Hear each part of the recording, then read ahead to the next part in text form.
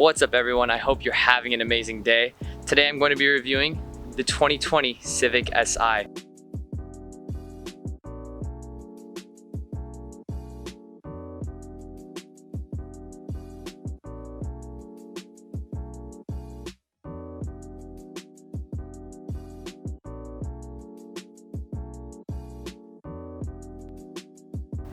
To start off, this car comes stock with 205 horsepower, and the difference between this car and older 10th gen models is that they've added an LED strip for the headlights, and then they've also made it a smaller gear ratio, which means it is faster 0 to 60.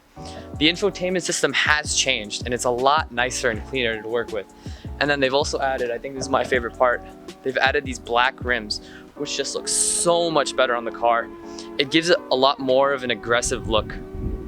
Now this car is MSRP, I think $25,900, and this is a very hot car right now.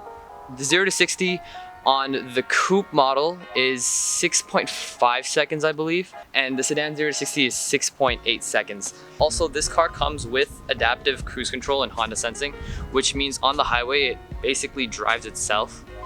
So when you're cruising on the highway, you can tell it to stay in its own lane, and you can tell it to follow the car behind it by a certain amount of gap, whatever gap you choose, really. And it brakes and gasses on its own. Now, all SIs are manual, so it is a little hard to do in traffic, but without traffic on an open road, it's really easy.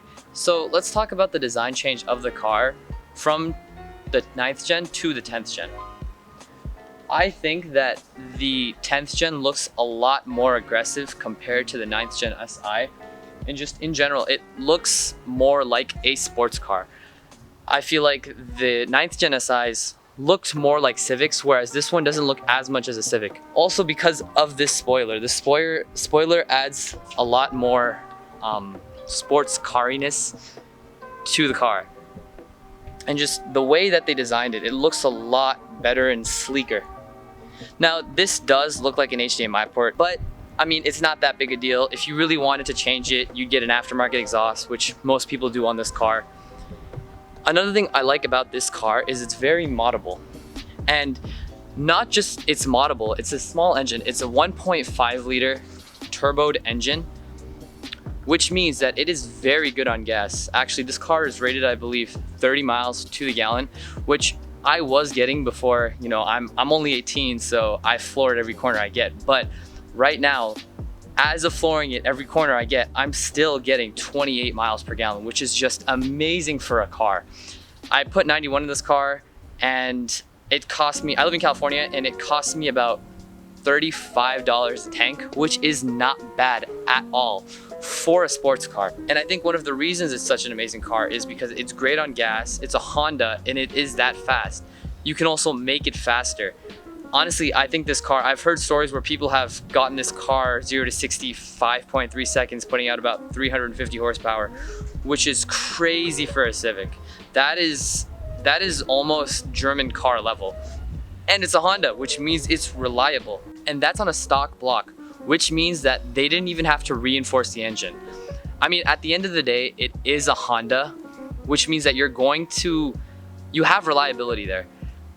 You know that this engine will not break. Whatever you throw at it, this engine will handle, which is amazing.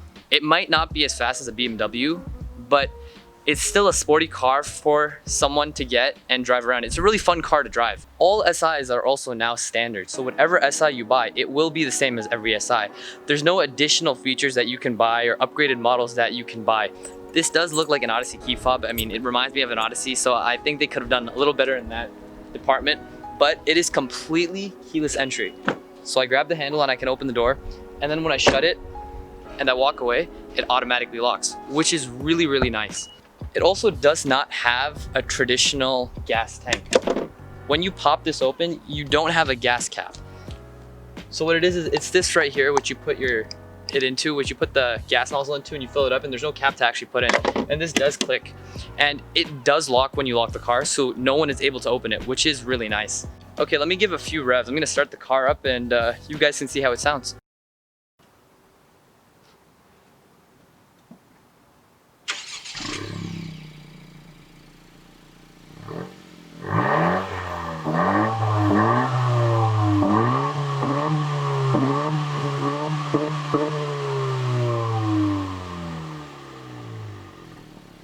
Okay, enough about the exterior and how amazing it looks. Let's hop into the interior. So one thing they did with the SI to separate it from a regular Civic is they added all this red stitching and just red trimming everywhere, which I think is beautiful. And also these bucket seats right here with the SI stitching just sets it apart from every other Civic out there. Okay, so to start off the interior, there are a lot of cup holders, which is a big bonus in my book. And to start the car, you put the clutch in and you push start. And there is no actual handle for the brake, the parking brake. There's just this little switch that you flick up and down. And then you have your infotainment system, which is Apple CarPlay, and is connected through a wire. For your controls on the dashboard, you have, for the dash right here, you change it with this button right here, and then you use the arrows to navigate. So the first one is telling you how much pressure you're putting on the throttle and how much pressure you're putting on the brake. The second one is telling you how much your turbo is spooling up. The third one is going to be your shift light. So when you're driving, it'll tell you when to shift. The fourth is G-force, telling you how much pressure is being put on the car while you're driving and accelerating. Right here's a stopwatch if you want to do any times, I believe, for the track. Right here is your fuel economy, and as you can see, I am getting 28 miles per gallon, and that is with an 18-year-old driving. Right here's your oil life and maintenance, which tells you when you need to replace the oil. I honestly love this feature because I don't have to do oil change very often. Right here's your music. So with your music, it already appears on here. So I honestly see no point of your music coming up here, but I mean, that's your choice. Over here's your phone book. And right here, you can switch it from miles per hour to kilometers per hour. So usually I leave it at either the turbo or the shift lights. And then also here you have dual climate control in the car, which means you can push climate right here. And then you have the option of AC, and you can change each individual passenger or driver's side seat. I usually don't use the AC. I usually honestly just love to drive with the windows down. And for the windows, the front two are completely automatic. So you push it once and they go up, and you push them again and they go down. The same thing is for the sunroof. You push this once and the sunroof opens up. And then you can push it again and it closes back up. Another thing for the sunroof is you push this, it'll tilt, and then you push it back, it closes, which is nice. Right here, when you have the indicators on, this right indicator, or sorry, this left indicator doesn't really do anything. But when you pop the right indicator, it gives you a camera from that view, so you will no longer have a blind spot. And then for USB ports, you have one USB port here, and then you have another one. You have actually a secret compartment right here. If you open it, you have a USB port right here. For your center console, you can push this up and down so you can rest your arm while you're shifting. So I usually have it right here, push forward, which is really comfortable. But if you open it up, you have a full center console in there, which I usually use to store candy. And then you have a normal glove compartment. And for your stereo system, you have a speaker there, pretty sure that's a speaker. I know you have two speakers in the doors. You have two speakers back there. Actually, no, you have three speakers back there by the trunk lid. You have an option here for the headlights to be automatic, which I usually leave on, and this is your control for the fog lights. I usually leave them off unless I'm doing a photo shoot or something with the car, and then I always have this set to auto. And then for your high beams, it's a regular car where you just in and out. And then for the gauges, this gauge right here, your speedometer and your rev counter is completely digital, but the other two gauges are not.